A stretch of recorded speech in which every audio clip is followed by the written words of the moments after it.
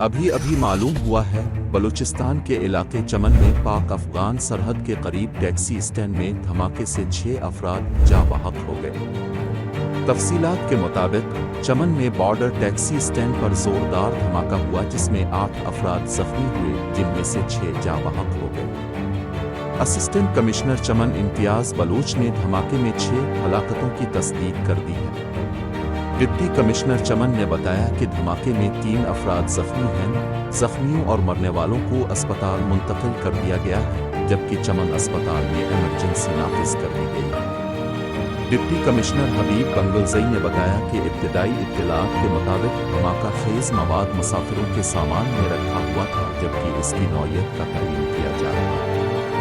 دھماکے کے بعد پولیس اور سیکیورٹی فورسز نے جائے وقوع پر پہنچ کر حادثے کی جگہ کو گھیرے میں لے کر شواہد اکٹھے کیے۔ سیکیورٹی فورسز نے علاقے میں سرچ آپریشن شروع کر دیا اور بارڈر کے آس پاس ناکہ بندی کر کے چیکنگ سخت کر دی۔